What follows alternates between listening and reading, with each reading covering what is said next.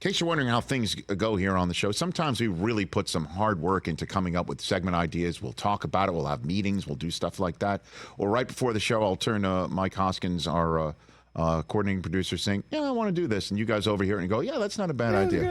And the higher register, I'll just ignore and say, I think it is a good idea.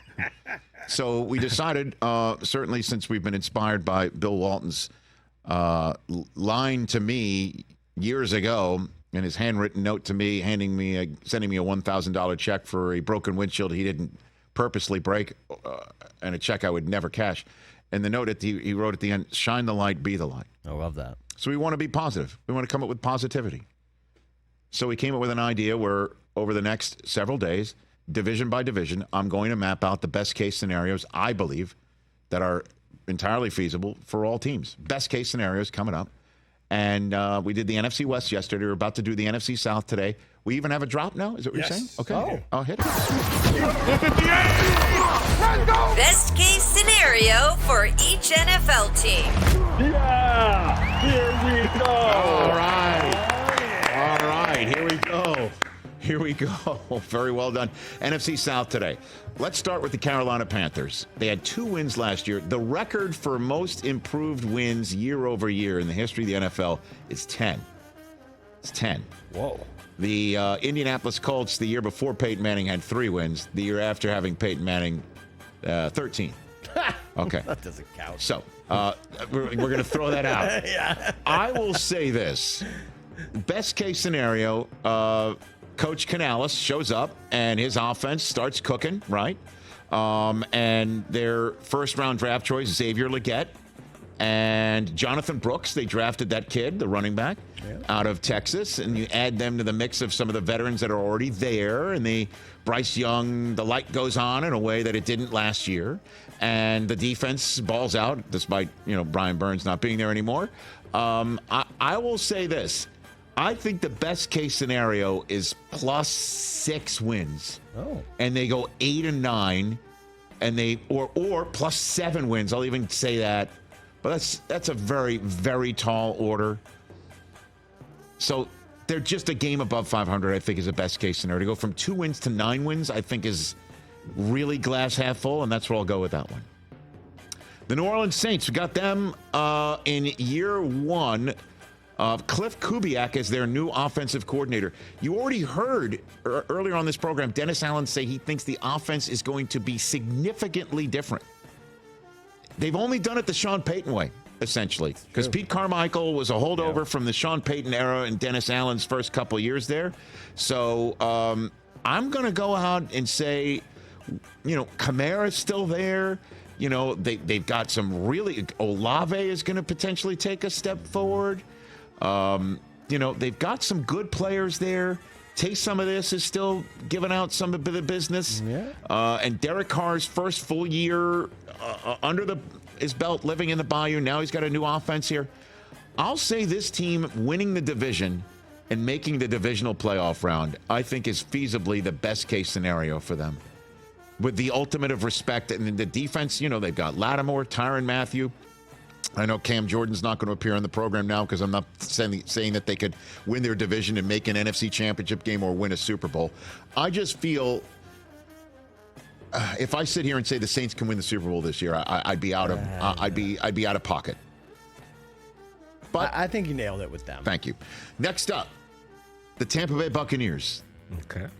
I think the best case scenario for the Tampa Bay Buccaneers this year is winning the Super Bowl.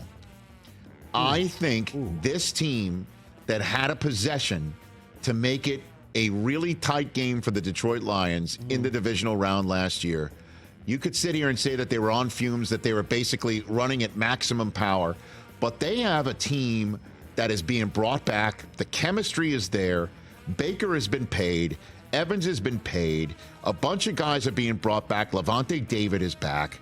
And I think that would permeate a locker room in such a way that they could win this division, maybe get a couple of home playoff games, and go to the playoffs and shock the world. Best case scenario. Am I saying it's going to happen? I can't sit here and say a team that was one of the final 8 teams has no chance to win the Super Bowl this year in a best-case scenario. If we're going glass half full, and that's the way we're walking into this segment, how can you sit here and say a team that did that last year and the general manager said, we believe in you, we're bringing you back? They got a kid in the draft out of Duke that will hopefully replace Ryan Jensen successfully in the middle of that offensive line. Tristan Wirfs is on the left tackle. Stay healthy and go win some games. Like 12-5, 2 or 3 seed. Yeah. Go to San Francisco, score the upset. Shock them. And Baker Mayfield is Baker friggin' Mayfield. Yeah. Like a 40 touchdown season from him. Best case scenario. Yeah, best case. Yeah. Okay. Best case scenario for the Atlanta Falcons. Here you go. They win the Super Bowl. And they give Arthur Blank his trophy. And they made every right move, from signing Kirk Cousins and going and getting Raheem Morris as their coach. And he's putting something on the table of what he's selling, and everyone buys in. And Kyle Pitts has the season of his life. And Kirk Cousins finally has a spot in a dome, in a division, that he can go in and start throwing it around. He looks as spry as ever. Defensively, this team balls out because Raheem Morris is bringing his style of play. And on top of it, just for good measure, a couple of games that Cousins maybe gets hurt in or gets knocked out in, Michael Penix comes in and wins both of them and shows that, yes, we needed this kid. Needed it. He also, in a Super Bowl year with Kirk Cousins, gets the requisite amount of reps and real-time action in the NFL to start him off on the program that they are now going to be viewed as wisely undertaking. Get the kid who's next while you've got the veteran here to put the one in the case for Arthur Blank that they wanted to do. Is that the best case scenario for the Atlanta Falcons? 1,000%. Would that be just off the charts best case scenario for them? But no quarterback controversy, right? At all. So Kirk's out a week with a concussion. Right, and he comes Penix back. starts, wins the game, boom, Kirk's job. just well enough to win, doesn't screw it up. Right. Kirk Maybe gets a job. couple more times. And of course, still going. no controversy at all. No controversy. Because it's clearly Kirk Cousins' team, and they had such a great start that it's his team, and they love him, and he loves them, and Atlanta loves him, and he loves Atlanta, and Penix gets a couple of games in there, maybe a couple wins in, and they go and they win the Super Bowl. Kyle Pitts scores. By the way, in New Orleans. In the home of the Saints.